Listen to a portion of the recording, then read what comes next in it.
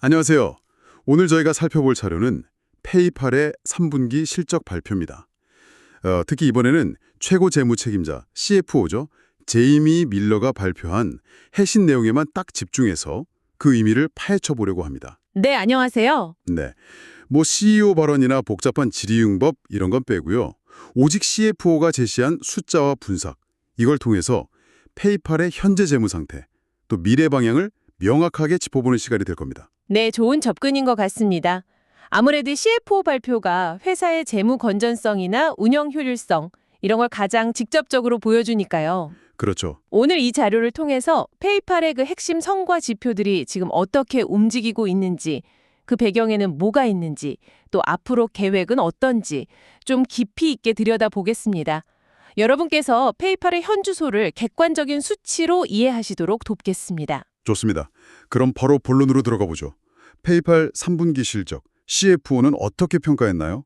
전반적으로 좀 긍정적인 분위기였던 것 같은데요. 네, 맞습니다. 제이미 밀러 CFO는 3분기에 대해서 견조한 실행력, 그리고 사업 전반의 실질적인 모멘텀을 확인했다. 이렇게 평가했어요. 그냥 괜찮다 정도가 아니라 실제 성과 개선이 뚜렷했다는 거죠. 아, 모멘텀이 확인됐다. 네, 특히 총 결제액, TPB라고 하죠. 이 TPB랑 매출 성장이 2분기보다 각각 2%포인트 더 빨라졌다는 점을 강조했습니다. 성장세가 다시 탄력을 받는다는 신호로 볼 수 있겠죠. 성장이 가속화되었다. 이게 중요하군요. 특히 투자자들이 많이 보는 그 거래 마진, TM 달러요. 그 성과가 눈에 띄는데 고객 예치금 이자를 빼고도 7%나 성장했다고요. 이게 왜 그렇게 중요한 건가요? 이걸 보여주는 핵심 수익성 지표거든요. 아, 네네. 예전에는 이 지표가 좀 부진해서 우려가 있었는데 이게 7% 성장했다는 건 페이팔 본업의 경쟁력이 다시 살아나고 있다. 뭐 이런 의미로 해석할 수 있습니다. 그렇군요. 게다가 이 성장이 어느 한 분야만 잘 돼서 그런 게 아니고요.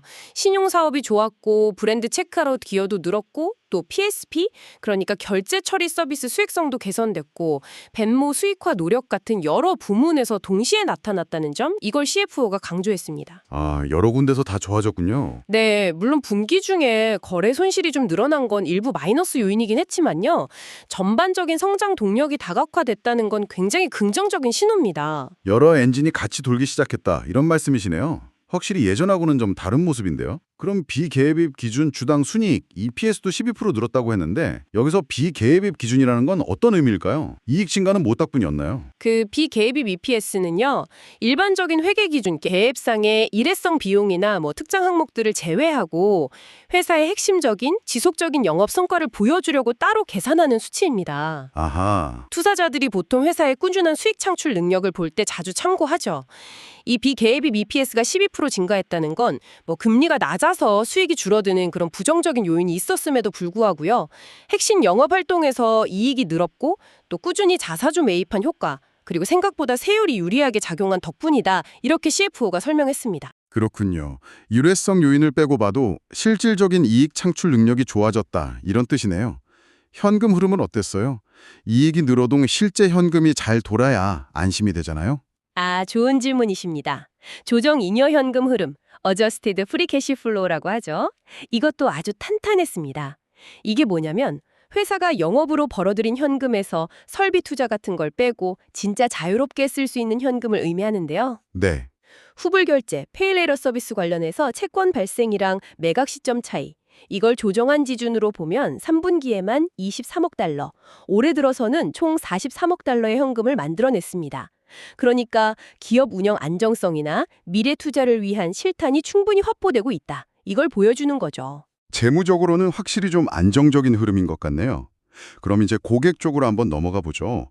고객 수가 늘어나는 것도 물론 중요하지만 그 고객들이 실제로 얼마나 활발하게 페이팔을 쓰느냐, 이게 더 중요할 것 같은데요. 고객 참여도는 어땠나요? 정확합니다. 월간 활성 계정 수, 이건 전년 대비 2% 늘어서 2억 2,700만 개로 꾸준히 증가하고는 있어요. 근데 더 주목해야 할 것은 활성 계정당 거래 건수, TPA라고 하죠. TPA요? 네, Transactions per Active Account. 이 수치가 결제 처리 서비스, PSP 부분을 제외하고 보면 5% 성장하면서 이전보다 더 빠르게 증가하고 있다는 점입니다. 단순히 가입자만 많은 게 아니고요. 기존 고객들이 페이팔 서비스를 점점 더 자주 그리고 더 깊이 있게 쓰고 있다. 이런 뜻이죠. 충성 고객층이 두터워지고 있다는 긍정적인 신호로 볼 수 있습니다. 활선 고객들이 더 자주 쓴다. 그렇다면 전체 결제 규모, 총 결제액 TPV는 어땠습니까? 특히 CFO가 브랜드 경험, 브랜디드 experience이라는 지표를 강조했다던데 이건 어떤 개념이고 왜 중요한 건가요? 네, 3분기 TPV는 4,580억 달러를 넘어서면서 전년 대비 8% 성장했습니다. 여기서 CFO가 강조한 브랜드 경험 TPV라는 건요. 우리가 흔히 아는 온라인 장바구니 결제뿐만 아니라 페이팔이나 벤모 로고가 있는 직불카드 사용, 또 스마트폰으로 오프라인 매장에서 결제하는 탭투페이 같은 걸 다 포함하는 개념입니다. 온라인, 오프라인 다 합쳐서. 그렇죠. 이게 왜 중요하냐면 페이팔이 단순히 웹사이트 결제 버튼만 제공하는 회사를 넘어서서 온 오프라인을 다 아우르는 고객의 모든 상거래 경험 속으로 파고들겠다. 이런 전략 방향을 보여주기 때문입니다. 이 브랜드 경험 TPV가 8% 성장했고 특히 미국 안에서는 10%로 더 빠르게 성장했는데 이게 오프라인 결제 기능 도입 확대랑 온라인 브랜드 체크아웃 개선 추세 덕분이라고 합니다. 아하, 그러니까 페이팔 로고를 보고 직접 선택해서 쓰는 모든 결제, 단순 처리 대행을 넘어서는 브랜드 파워 지표라고 볼 수 있겠네요. 직불카드랑 탭투페이는 아직 비중은 작아도 성장률이 65%나 된다니? 이거 엄청난데요?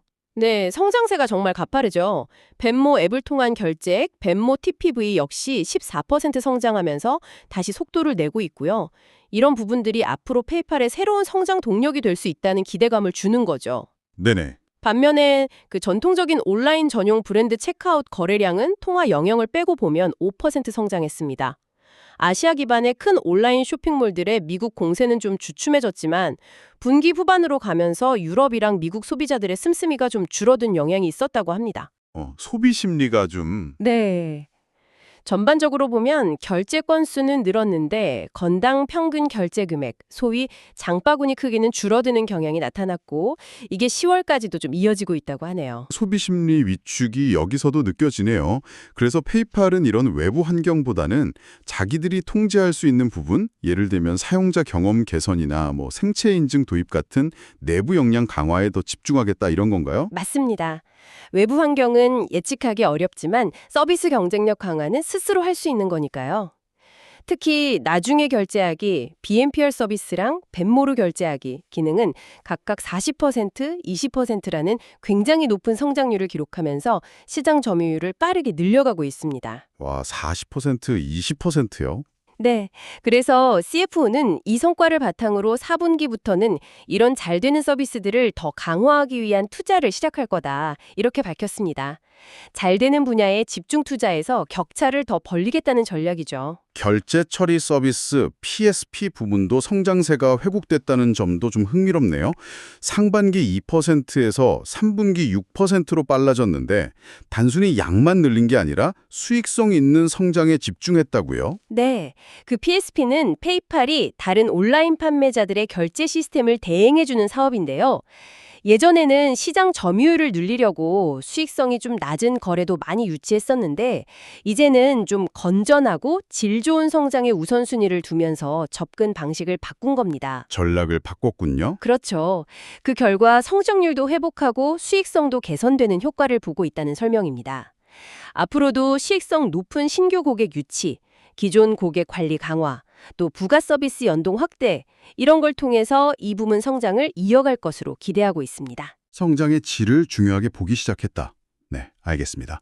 이제 페이팔 수익 구조를 좀 더 자세히 보죠. 핵심 수익원인 거래 수익, 트랜잭션 레비뉴는 6% 성장해서 75억 달러를 기록했고요. 네, 그게 제일 크죠. 근데 또 주목할 점은 기타 부가가치 서비스 수익입니다. 이게 15%나 성장해서 약 9억 달러에 달했는데 주로 소비자나 판매자 대상 신용 서비스가 좋은 성과를 낸 덕분입니다. 신용 쪽이군요. 네, 단순히 결제 수수료에만 의존하는 게 아니라 신용 상품 같은 새로운 수익원을 성공적으로 키우고 있다는 의미죠. 또 고객들이 페이팔 계정이 예치해두는 잔고가 드러난 것도 금리 하락 때문에 이자 수익이 좀 줄었는데 이걸 일부 상쇄하는 데 도움이 됐다고 합니다. 신용 사업도 잘 되고 있다.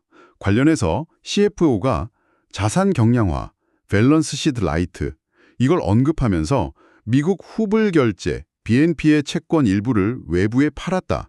이런 내용도 있었는데 이건 어떤 전략인가요? 그 자산 경량화 모델은요, 쉽게 말해서요, 페이팔이 대출로 인한 위험 부담을 직접 다 떠안는 대신에 외부 자본, 여기서는 블루아울 캐피탈이죠. 여기에 채권 일부를 매각해서 위험을 분산하고 재무 부담을 줄이는 방식입니다. 아, 위험을 좀 넘기는 거군요. 그렇죠. 이걸 통해서 페이팔은 자본 효율성을 높이고 핵심 사업에 더 집중할 수 있게 되는 거죠. 신용사업을 확장하면서도 리스크 관리를 같이 하겠다는 의도로 보입니다. 위험 관리하면서 성장한다.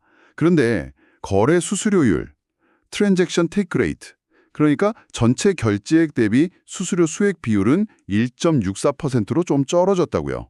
이유가 뭘까요? 네, 전년 동기 대비 0.03%포인트 3pp 하락했는데요. 주된 이유는 거래되는 상품 종류나 거래하는 판매자 구성 변화, 그리고 외환 시장 변동에 따른 해지 비용 영향, 이런 것들 때문이라고 합니다. 근데 중요한 건 핵심 수익원 중 하나인 온라인 브랜드 체크아웃의 수수료율 자체는 비교적 안정적으로 유지되고 있다는 점입니다.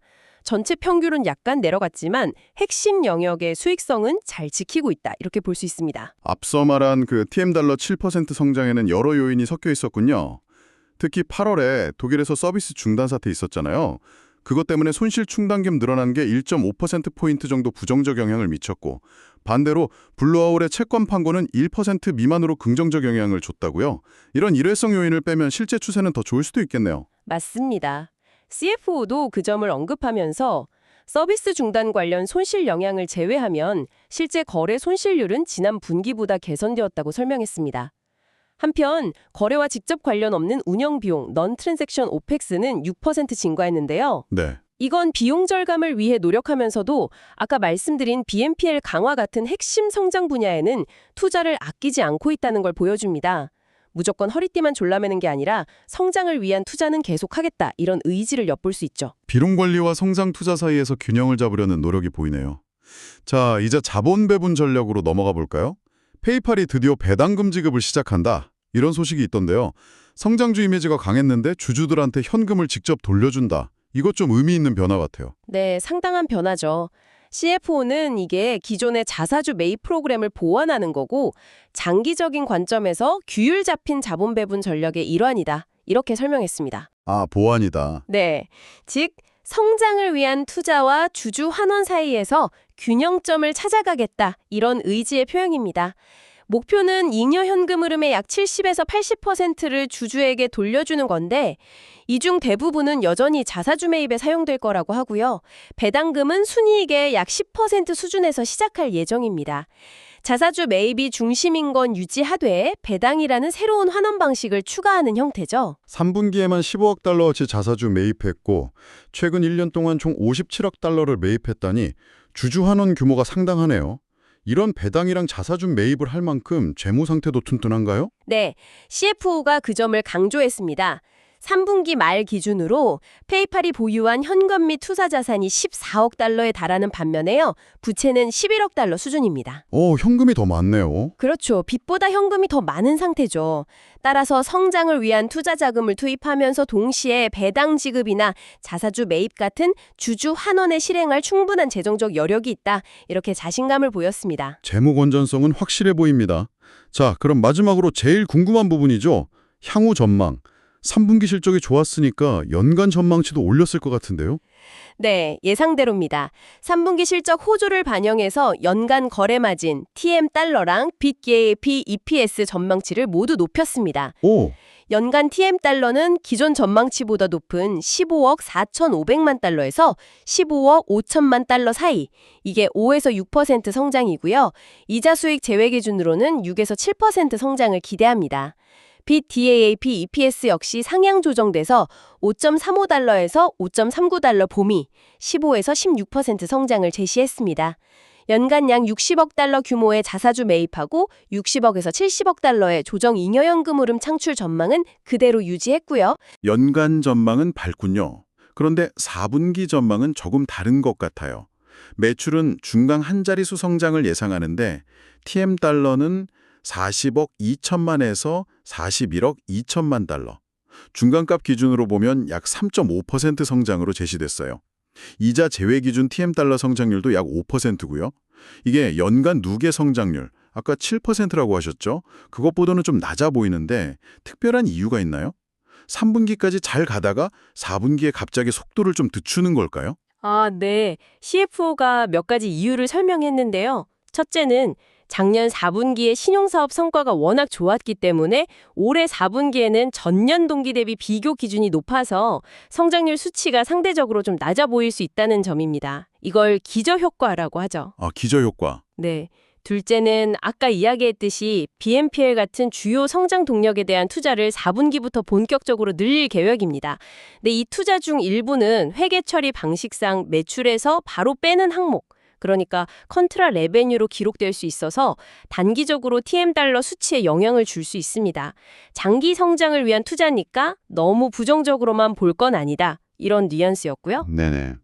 셋째는 최근 소비 둔화 추세나 좀 불확실한 거시 경제 상황, 이런 걸 고려해서 브랜드 체크아웃 성장률이 3분기보다는 다소 둔화될 거다, 이렇게 좀 보수적으로 가정을 했습니다. 작년 4분기 소비가 또 유난히 강했던 점도 고려해야 하고요. 전반적으로 4분기 전망은 좀 신중하게 접근하는 모습입니다. 아, 여러 요인이 복합적으로 작용하는군요.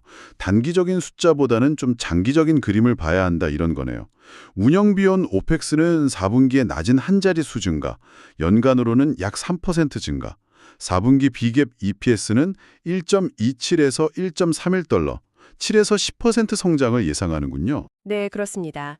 CFO는 발표를 마무리하면서 팀의 노력 덕분에 사업 전반에서 가시적인 진전을 이루고 있고 현재 다지고 있는 기반이 미래의 지속적인 성장을 위한 훌륭한 발판이 될 거다, 이렇게 강조했습니다.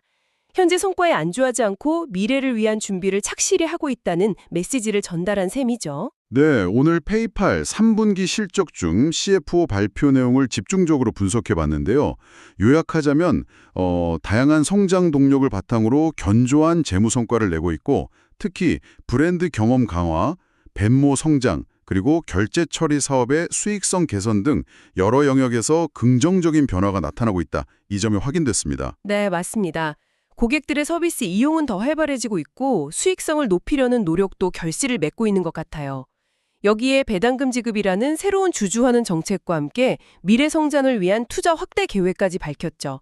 어떻게 보면 좀 성숙기에 접어든 기업이 성장과 안정 사이에서 균형을 잡으려는 모습으로 해석됩니다. 네. 다만 4분기 전망에는 거시경제에 대한 신중함이나 투자 확대에 따른 단기적 영향, 이런 게 반영되어 있다는 점은 좀 유념해야겠습니다. 페이팔은 현재의 성과를 디딤돌 삼아서 미래를 위한 투자를 늘리겠다고 선언했습니다.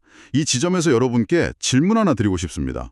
페이팔의 이러한 단기적인 투자 확대 결정이 장기적으로 볼 때 회사의 수익성 개선 흐름에 어떤 영향을 미칠 것으로 예상하시나요? 오늘 저희가 나눈 내용을 바탕으로 한번 생각해 보시면 좋겠습니다. 저희는 다음 시간에 더 흥미로운 분석으로 돌아오겠습니다.